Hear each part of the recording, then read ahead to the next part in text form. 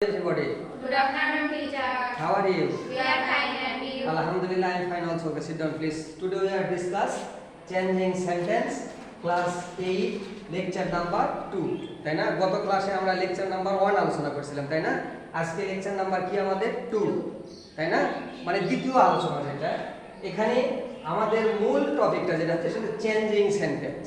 আমরা তো চেঞ্জ শব্দের অর্থ জানি, চেঞ্জ মানে পরিবর্তন করা, সেন্টেন্স পরিবর্তন করতে হবে, সেটা অর্থ ঠিক রেখে সেন্টেন্স পরিবর্তন করতে হয়, তাই না? অর্থর কোনো ব্যতিক্রম ঘটানো এখানেও যাবে না। আচ্ছা, এখন দেখো এখানে আমাদের আজকের যে আলোচনাটা সেটা হচ্ছে কি, চেঞ্জিং সেন্টেন্সের কি আমরা আলোচনা করব, অ্যাসার্টিভ টু ইন্টারোগেটিভ। তার মানে কি অ্যাসার্টিভ সেন্টেন্সকে আমরা কিভাবে ইন্টারোগেটিভ সেন্টেন্সে পরিণত করবো, এটা আজকে আমাদের আলোচনার মূল বিষয়, তাই না?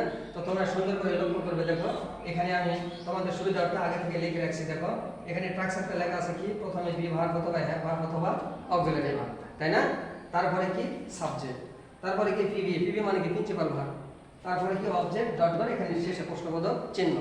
ভুল কথা এটা যে আমরা যখন অ্যাসার্টিভকে ইন্টারোগেটিভ করব, আমরা যখন অ্যাফার্মেটিভকে নেগেটিভ করছিলাম ওই একই ফর্মুলা, ঠিক আছে?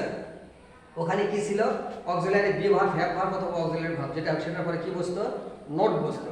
আর এই ইন্টারোগেটিভের ক্ষেত্রে এখানে যে ভার্বই হোক, এখন বি ভার্ব হোক, হ্যাভ ভার্ব হোক অথবা অক্সিলারি ভার্ব হোক, সেটা যেটাই হোক সেটা আমরা কি লিখবো, প্রথমে লিখবো, সবার প্রথমে। এটাই আর মূল কাজ, অন্য কোনো কিছু নয়। তারপরে শেষে যে একটা কি দেবো, প্রশ্নবোধক চিহ্ন দেবো, ঠিক আছে? তাহলে এটা ওটার সাথে ইজি না, একটা ইজি। দেখো এখন আমরা আবারও সময়, যখন আমি বলতেছি তোমাদের সুবিধার্থে, এই স্ট্রাকচারটা হচ্ছে প্রথমে বি ভার্ব অথবা হ্যাভ ভার্ব অথবা অক্সিলারি ভার্ব, ঠিক আছে?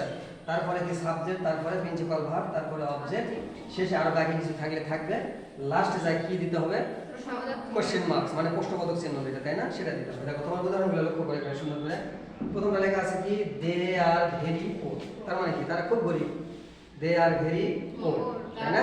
এখন এটা যদি আমি ইন্টারোগেটিভ করি, দেখো এখানে খুব ইজি, এখানে বি ভার্ব আছে না, এখানে তো বি ভার্ব আছে, এখানে যে ভার্বটাই থাক, বি ভার্ব থাক, হ্যাভ ভার্ব থাক অথবা অক্সিলারি ভার্ব থাক, সেটা আমি কি করব, সবার প্রথমে লিখবো।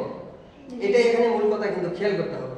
আমরা যখন ইন্টারোগেটিভ করব, এই সাবজেক্টের পরে এখানে বি ভার্ব থাক, হ্যাভ ভার্ব থাক, যেই ভার্বই থাক সেটা সবার প্রথমে আসবে, আর বাদ বাকি সব সিরিয়াল ঠিক থাকবে। লাস্টে যায় একটা আমি কি দেবো, প্রশ্নবোধক চিহ্ন দেবো।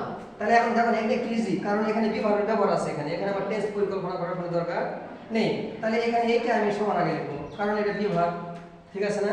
আর বাদ বাকি সব ঠিক থাকবে। দেখো তাহলে এইটা আমি সামনে আনলাম, তারপরে কি ছিল দে, তারপরে কি ছিল ভেরি, তারপরে কি ছিল পোর। তার মানে কি, ইন্টারোগেটিভের ঘটনা হচ্ছে এটা যদি বি ভার্ব অথবা হ্যাভ ভার্ব হয়, তাহলে এখানে বি ভার্ব আর হ্যাভ ভার্ব যেটা হোক সেটা আমি সবার প্রথমে লিখবো, আর বাদ বাকি সিরিয়াল ঠিক থাকবে। লাস্টে যায় একটা কি দেবো, প্রশ্নবোধক চিহ্ন দেবো, ঠিক আছে?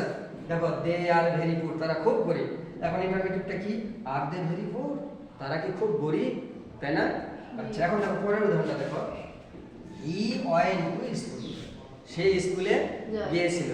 দেখো এখানে সাবজেক্টের পরে বি ভার্ব মানে হ্যাভ ভার্ব মানে, এখন এখানে আমাকে একটা অক্সিলারি ভার্ব নিয়ে আসতে হবে, তাই না? এই জন্য এই কথাটা লেখা আছে, দেখো বি ভার্ব অথবা হ্যাভ ভার্ব অথবা অক্সিলারি ভার্ব। এই অক্সিলারি ভার্বটা আমি কখন নিতে হবে, আমার এটা যখন টেন্স হবে তখন, তাই না? তাহলে এটা যেহেতু টেন্স, তাহলে এখন সেটা দেখো হি ওয়েন্ট টু স্কুল, সে স্কুলে গেল বা গিয়েছিল, এটা কোন টেন্স? আমরা ইংরেজিতে কিভাবে শিখবো, এটা কোন টেন্স? কোন টেন্স এটা বলো তো? প্রেজেন্ট টেন্স না পাস্ট টেন্স না ফিউচার টেন্স?